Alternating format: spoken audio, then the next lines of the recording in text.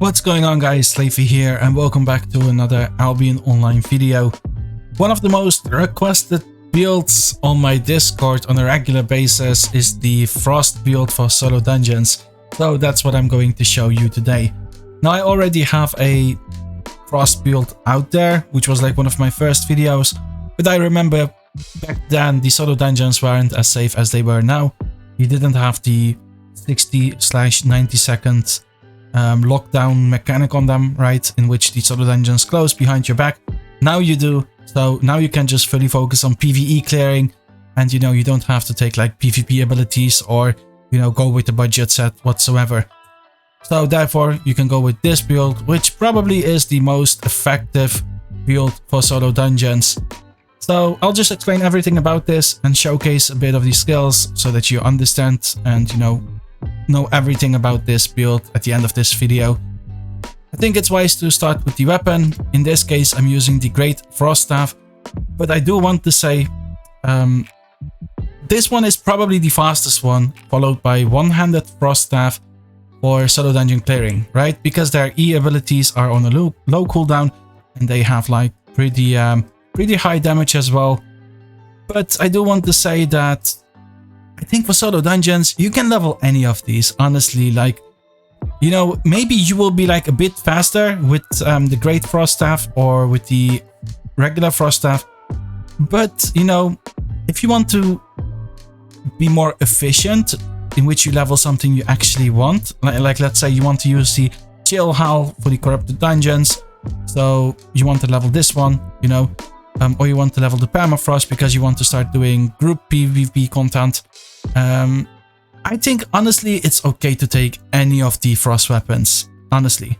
If you want to min-max, then yeah, the Great Frost Staff or the regular Frost Staff probably are the best because they have low cooldowns, high damage as I said before.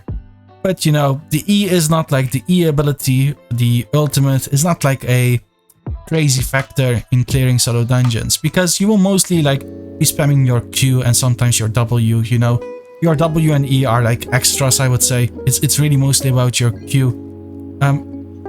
That being said though, if you want to be as effective as possible, definitely the Great Frost Staff. So the primary ability, the Q ability, there you want to have Ice Shard. Alright, this is a free cast. You can see it like it's a free cast ability. You can just, place wherever you want. But the downside to it is that it's unlocked at level 70. So if we go to the Frost Mastery here, we can see that right here, it's unlocked at level 70, right?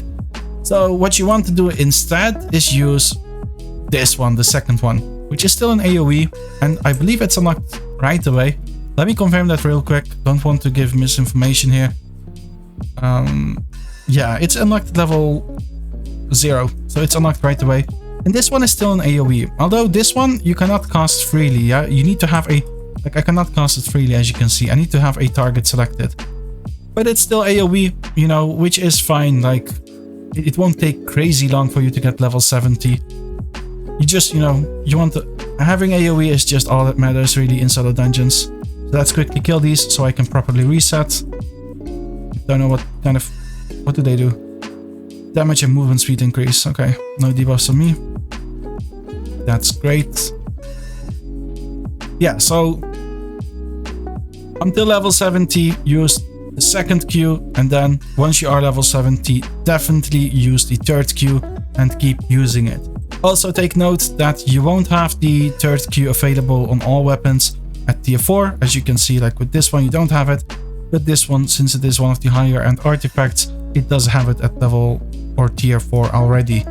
So keep that in mind. You may need a tier 6 weapon. Like if you go for the Great Frost Staff, you definitely want to have a tier 6 weapon to have the third Q. As for the W, I think it's a bit of personal preference between Frost Bomb, which you have access to right away, or the Shatter ability. I personally like Shatter more, because the Frost Bomb, I will quickly show you guys, like it has a timer to it, right? I don't really like that mechanic, so let's wait 5 seconds here. 3, 2, 1, there we go. So this is the one you have access to right away. as you can see, you need to place it. And as you can see, it will explode after, you know, this many seconds. え、マジで? Let's quickly kill these once again, reset and talk in peace. There we go. With the Shatter ability on the other hand, which I will show in just a few seconds, you can, like, this is instant cast, so this is definitely what you want to use. But this one, once again, is unlocked at level 40. Let me confirm that real quick. Yes, at level 40 you unlock Shatter. So if you ask me, use Frost Bump until level 40 and then start using Shatter, which is an AoE ability that's instant cast, as you can see. It's great. So third Q, fourth W, and then you have your ultimate, which is Hail, which I will show in just... I can actually show it. Like, this is Hail, right? I just procced my Morgana cape though, which I will get to in just a bit, but that is your E ability on a very low cooldown, only 15 seconds cooldown. So, primary damage dealer, you will be spamming this one a lot, and then you have like 2 extra damage dealers on which your E will proc the cape. As for the cape, we have the Morgana cape, which increases your cast time every 2 minutes, I would say. It's like, depending on what tier cape you have. Although I do recommend not to ever go higher than 4.3. Really, there is no need to. You get like a couple seconds extra cooldown, you know, or like hundreds of thousands of silver investment, so it's not really worth it. 4.3, excellent. Most of the time is just more than enough for all the different content in the game.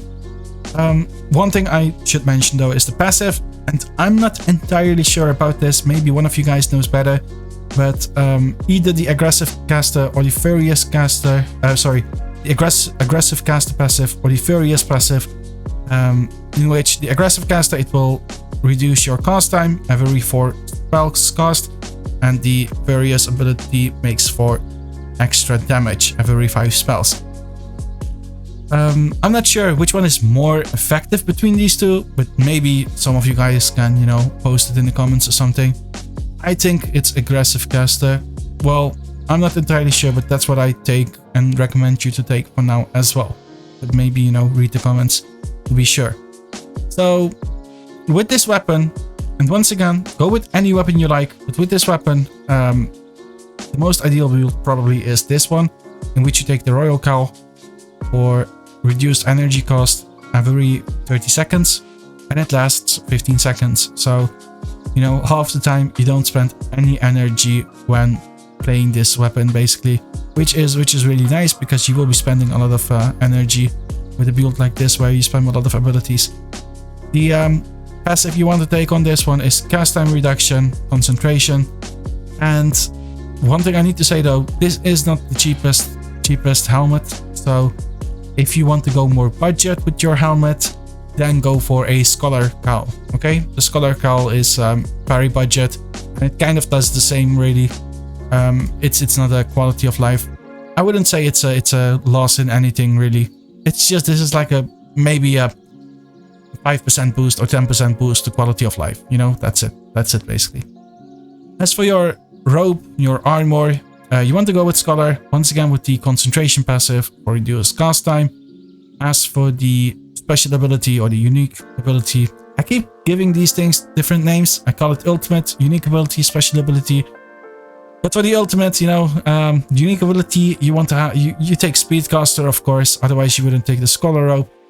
This one reduces your cast time by 50% and reduces your energy cost by 70% for 8 seconds. So, you know, everything a Frost needs, like everything a Frost build needs, basically.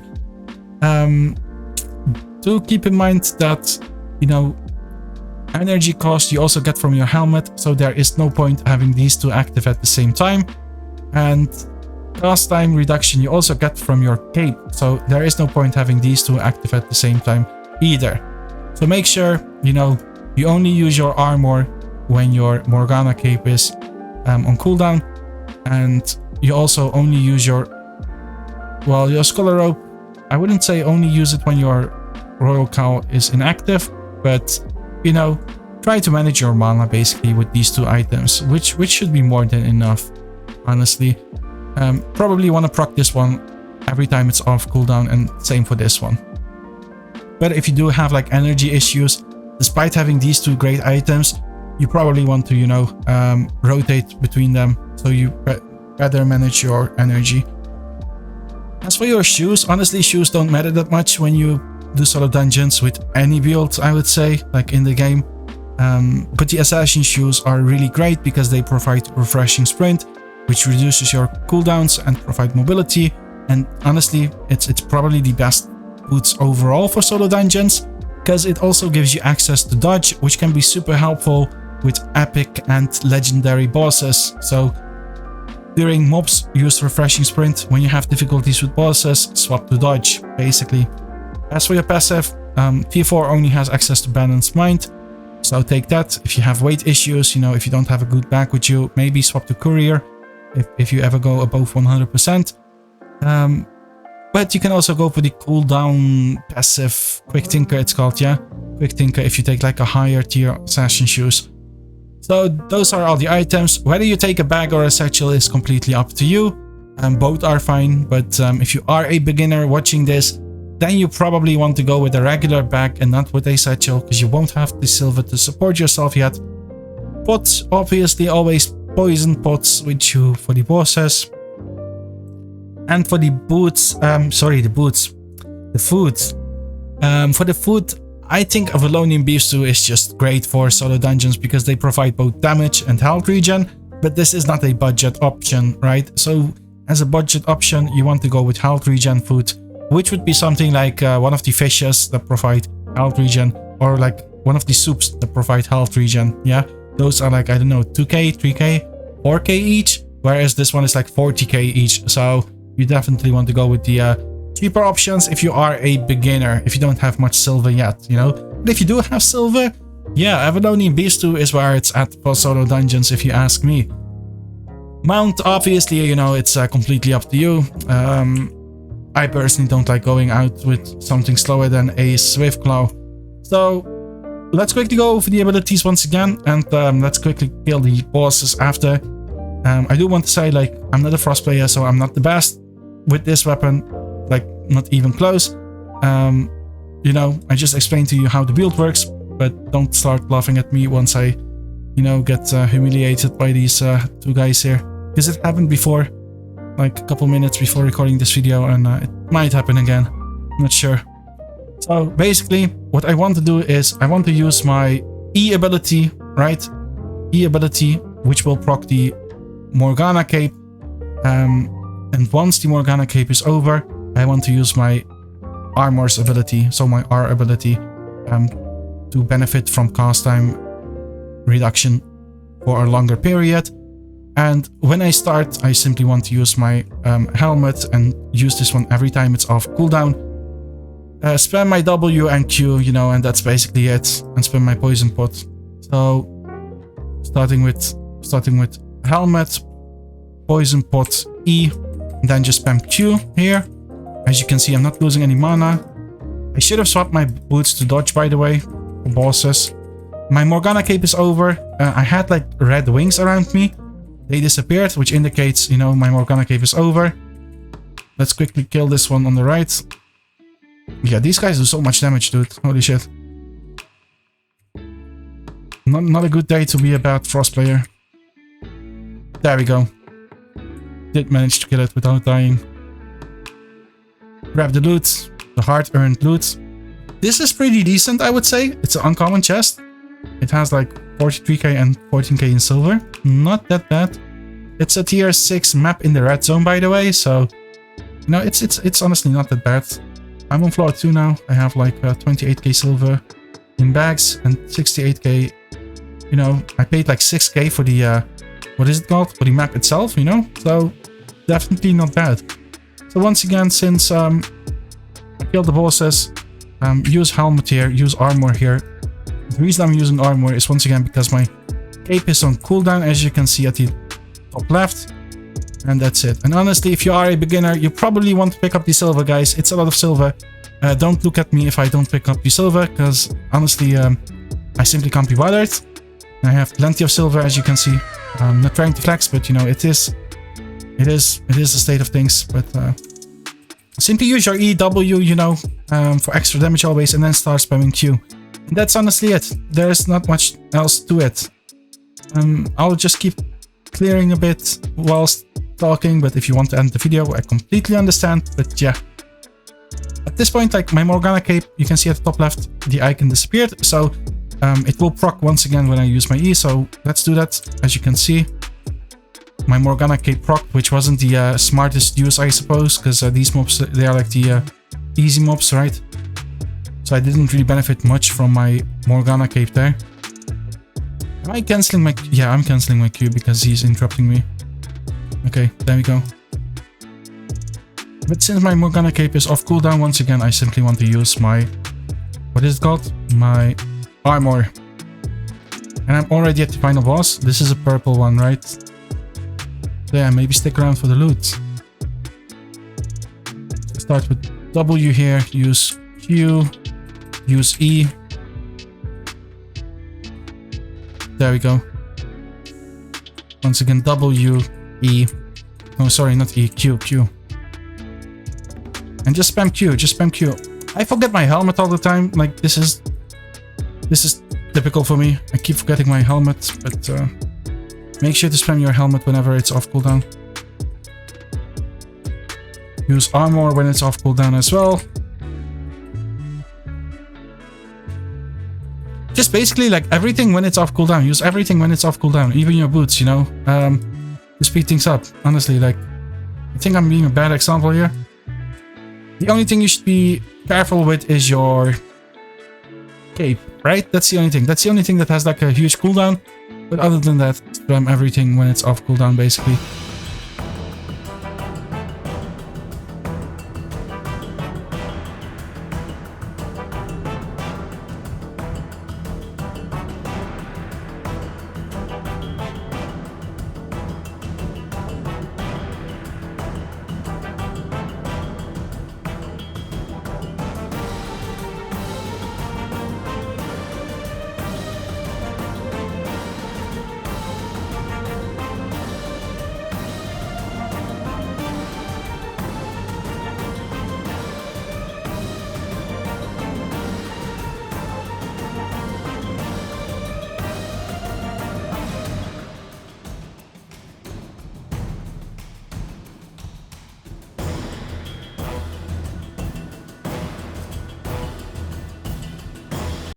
Yeah, definitely want to go with the roll ability on some bosses, guys. Like, for sure. Let's see how much loot we get. 77k. Honestly, tier 6 map, tier 6 flat map, without what is it called? Without any enchantments to it. It cost me 6k, and I got 145k in loot and 61k in silver. You know, and this would probably take you like 10 minutes, maybe 5 to 10 minutes. I think 10 minutes, you know, so the loot is actually pretty decent as well. So yeah, that's everything really. Have fun, and I'll see you guys next time. Take care.